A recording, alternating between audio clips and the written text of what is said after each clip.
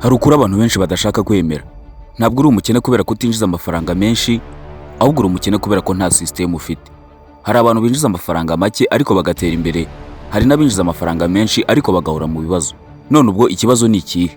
Uyu munsi ngiye kukwereka ibintu bitanu bizagufasha guhindura ubuzima bwawe bwose mu bijyanye n'amafaranga. Ni ibintu twakusanyije dukuye mu gitabo cyahinduye ubuzima bwa benshi mu bagisomye cyangwa bakamenya amasomo agikubiyemo mu bijyanye n'ubukire. Ariyo mpamvu ngira ngo ukomeze kubana natwe kugeza ku musozo niba ushaka guhindura urwego rwawe mu bijyanye n'amafaranga.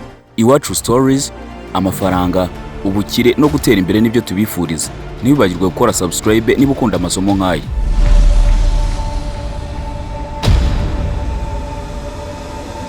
Impamvu abantu bamwe binjiza amafaranga menshi bagakomeza gukena mu gihe hari abinjiza make ariko ugasanga bateye imbere ni system, gahunda yo gukoresha amafaranga babona. Itandukaniro riri hagati y'aba bantu bombi rituma umwe atera imbere undi bikanga ni gahunda bagira yo gukoresha amafaranga. Icyo turi bwite system muri iki kiganiro. Hari ukuri abantu benshi batazakubwira ku bijyanye no gutera imbere. Ushobora kubuza abantu benshi bakora cyane ariko wabitegeza ugasanga ubuzima bwabo ntibujya buhinduka. Hari n'abandi ushobora kubuzi bagira ubunebwe bwinshi, bajenjeka cyane mu kazi, badakunda gukora cyane ariko ugasanga nibo batera imbere mu buzima, ugasanga nibo babona amafaranga menshi. Ukuri nuko gutera imbere ntabwo bizagusaba gukora cyane, bizagusaba gutekereza mu buryo butandukanye nuko usanzwe utekereza. Niba uri umuntu winjiza amafaranga ariko nyuma y'igihe gito ukayoberwa aho agiye, ugashaka kuzigama ariko bikanga, cyangwa ukaba ushaka gutangira ubuzima bushya bw'imari, iyi video ni yawe. Mureke tuganire ku bintu bitanu umwanditsi w'ibitabo Ramit Sethi atekereza ko bishobora kukugira umukire uramutse ubikurikije nta guca ku ruhande. Niba ntanini bishingiye kuri system iguha amafaranga, apana gushishikara ukora cyane ngo urashaka amafaranga, ahubwo bikamera nk'aho amafaranga ubwayo ari yagukorera wowe wiryamiye. Ni amasomo akubiye mu gitabo cyitwa I Will Teach You to Be Rich.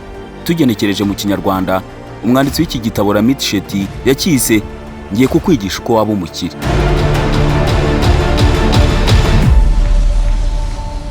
Mu gice cya mbere tugiye kurebera hamwe ikosa rikomeye cyane ukora utabizi. Ni ikosa rikubuza gutera imbere mu buzima bwawe bwose. Abantu benshi batekereza ko kuba badatera imbere uko babyifuza ari ikibazo cy'amafaranga make binjiza, ariko kuri nuko ikibazo si amafaranga make winjiza, ahubwo ikibazo ni uburyo yacunga. Reka nguhe urugero. Hari umuntu winjiza ibihumbi 100 buri kwezi, hari n'undi winjiza miliyoni buri kwezi. Uratekereza ko arinde ushobora kuzaba umukire? Abenshi bazavuga ko umuntu uzaba umukire ari umuntu winjiza menshi, ariko mu by'ukuri ibi sibyo. Umuntu uzaba umukire muri aba bantu bombi ni ufite system. Uyu niwe uzatsinda urugamba rwo gutera imbere mu buzima. Kugira system yo gukorera amafaranga nibwo buryo bwonyine buzakugira umukire. Ntabwo amafaranga winjiza ari yazakugira umukire.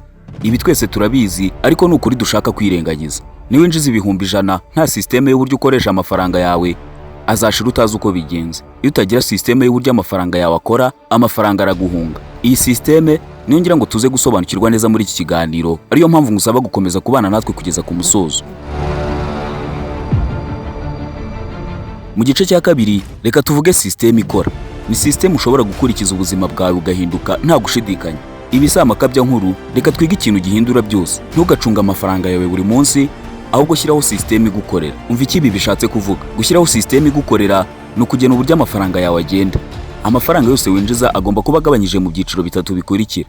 Icya mbere nayo gukoresha, icya kabiri nayo kuzigama, icya gatatu nayo gushora. Urugero rworoshye, tekereza ko winjiza ibihumbi 200 ku kwezi, uhita ubigabanya utya. Ibihumbi 100 ubiguremo ibikenewe nk'ibiryo, kwishyura aho uba, imyambaro n'ibindi nk'ibyo. Ibihumbi 40 uyagire saving. Ibihumbi 20 uyagire investment cyangwa uyashore. Ibihumbi 40 ushobora kuyishimishamo. Ikibazo si imibare, ikibazo ni ukubikora buri gihe utabihindura. Nubwo ushora ashobora kuba make ugereranyije nayo ukoresha wishimisha, ubashije gukurikiza iyi system ukabikora kuri buri faranga ryose rinyuze mu ntoki zawe, ni inzira itari ya bugufi ariko yizewe 100% izakugeza ku bukire. Mu gice cya gatatu mureke tuvuge impamvu utazabikora. Ni impamvu gukurikiza system wihaye yo gukoresha amafaranga yawe birangira utayikurikije. Tunavuga uburyo umutego nk'uwo uzawusimbuka, ukabasha gushyiraho gahunda y'uko amafaranga yawe akora, ndetse ukabasha gukurikiza iyo gahunda bitakugoye.